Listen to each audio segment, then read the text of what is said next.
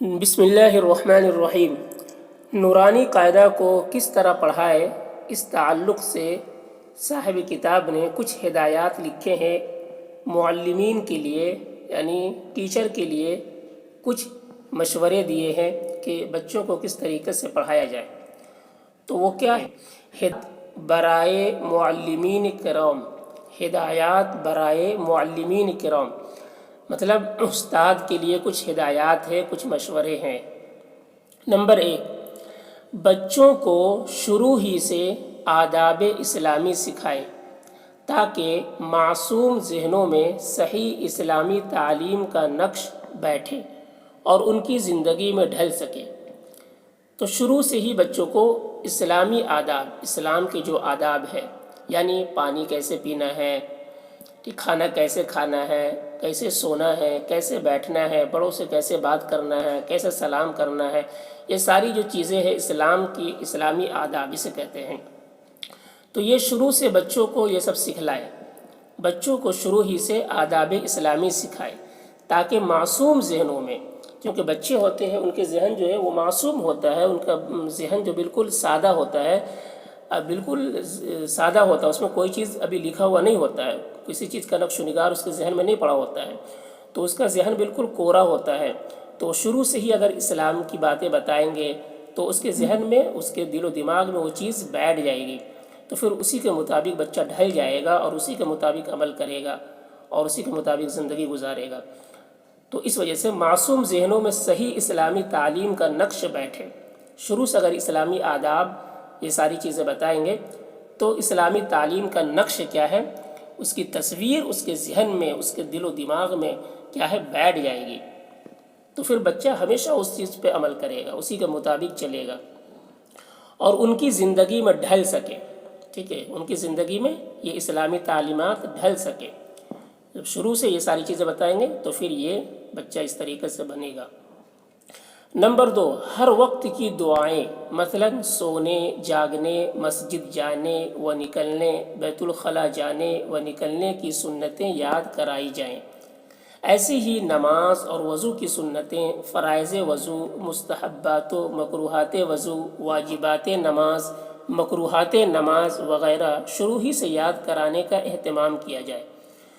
تو بچوں کو جب پڑھا رہے ہو، مکتب میں پڑھا رہے ہو یا جو ہے اکیلا پڑھا رہے ہو بچے کو، تو شروع سے ہی یہ ساری چیزیں، دعا بھی یاد کرانا چاہیے، اسلامی آداب بھی اسے سکھانا چاہیے، اور اس کے ساتھ ساتھ دعا بھی، سونے کی دعا کیا ہے، سو کر اٹھنے کی دعا کیا ہے، مسجد جانے کی دعا کیا ہے، نکلنے کی دعا کیا ہے، بیت الخلاء جانے کی دعا کیا ہے، پھر نکلنے کی کیا دعا ہے، پھر کیا سنتیں ہیں، کیا طریقہ ہے، یہ سب یاد کروائے۔ اسی طریقے سے نماز کی ساری چیزیں یاد کروائے، نماز کی میں جو چیز پڑھی جاتی ہے وہ ساری چیزیں یاد کروائے، نماز کس طریقے سے پڑھنا ہے، پھر وضو میں کیا کیا چیزیں سنتیں ہیں، کیا چیزیں فرض ہے، کیا چیز مستحبات ہے، کیا چیزیں مکروہ ہے، نماز میں کیا چیزیں واجب ہے اور کیا چیزیں مکروہ ہے، یہ سب شروع ہی سے بچوں کو یاد کرائے، سکھلائے، بتلائے۔ تو کیا ہے، یہ ساری چیزیں بچپن سے ہی جب بچوں کے ذہن میں، کیونکہ بچے کا ذہن ابھی صاف ہوتا ہے، کورا ہوتا ہے، تو اس کے ذہن میں یہ جب بچپن سے ہی یہ ساری چیزیں بتائیں گے تو اس کے ذہن میں یہ ساری چیزیں بیٹھ جائیں گی، تو پھر بچہ اس کے مطابق ہی زندگی گزارے گا اور اس کے لیے آسان ہو جائے گا، اسلامی طریقے کے مطابق زندگی گزارنا آسان ہو جائے گا۔ دیکھیے نمبر 3، علم کا ادب، کتابوں کا ادب، کاغذ کا ادب، غرض یہ کہ علم اور متعلقات علم کے آداب بھی بچوں کو ذہن نشین کرائے جائیں، بلکہ اس پر عمل کی بھی برابر ہدایت کی جائے تاکہ علم کی عظمت ان کے قلوب میں بیٹھے۔ نمبر 3 کیا ہے، علم کا ادب، علم کا ادب کی، علم کا ادب کیا جائے، کتابوں کا ادب کیا جائے، کاغذ کا ادب کیا جائے۔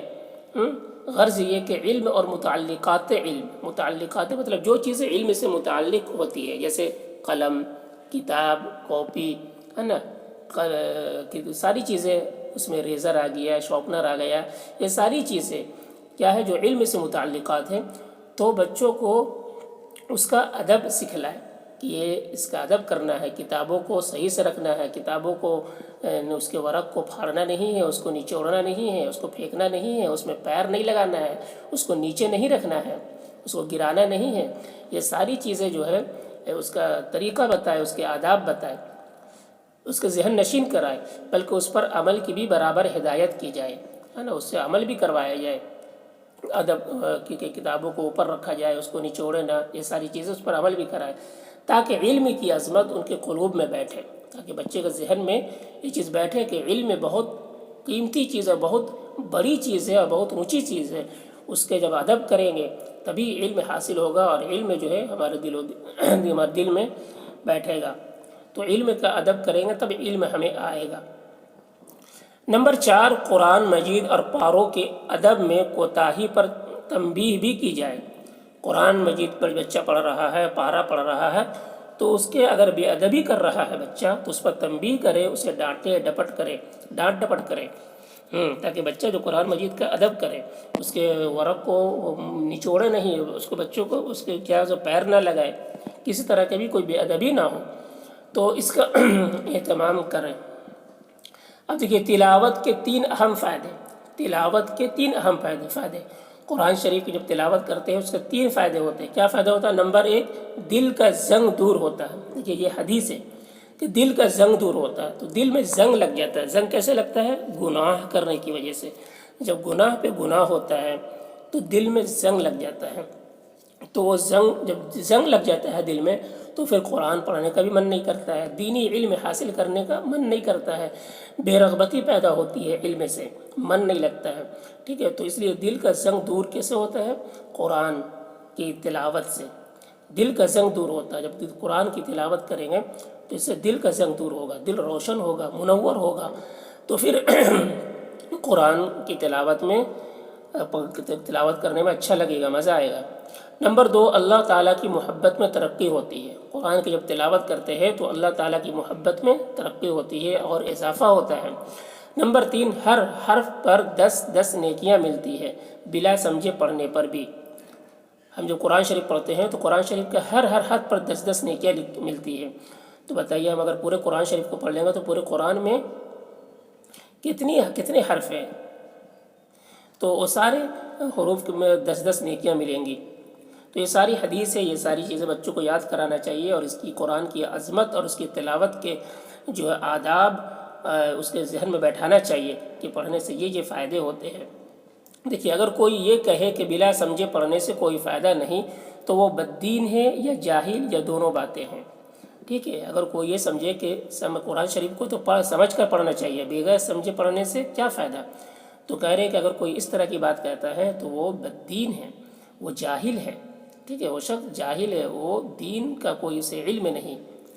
قرآن شریف کو سمجھ کر ہی پڑھنا چاہیے، لیکن اگر ہم سمجھ کر نہیں بغیر سمجھے پڑھتے ہیں تب بھی ہمیں 10 نیکیاں ملتی ہے، دل کا زنگ دور ہوتا ہے، اللہ کی محبت دل میں اترتی ہے۔ دیکھیے تلاوت کے 2 اہم آداب۔ نمبر 1، پڑھنے والا دل میں یہ خیال کرے کہ اللہ تعالیٰ نے حکم دیا ہے سناؤ کیسا پڑھتے ہو۔ پڑھنے والا دل میں یہ خیال کرے کہ اللہ تعالیٰ نے حکم دیا ہے کہ سناؤ کیسا پڑھتے ہو۔ تو جب وہ قرآن پڑھ رہا ہو تو اس کے ذہن میں یہ ہونا چاہیے کہ اللہ میرے قرآن کو سن رہا ہے، ہم جو پڑھ رہے ہیں اللہ سن رہا ہے۔ تو جب آدمی کوئی سنتا ہے تو آدمی دھیان سے پڑھتا ہے، توجہ سے پڑھتا ہے، اور اچھے سے پڑھتا ہے، اچھے سے اچھا پڑھنے کی کوشش کرتا ہے۔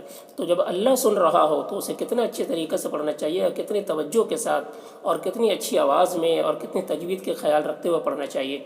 جب پڑھنے والا یہ دل میں خیال رکھے گا کہ میں جو پڑھ رہا ہوں اللہ سن رہے ہیں، میرے قرآن کو اللہ سن رہے ہیں، اگر یہ ذہن میں دل و دماغ میں یہ بات آ جائے گی تو پھر قرآن کو بہت ہی عظمت کے ساتھ پڑھنے والا پڑھے گا۔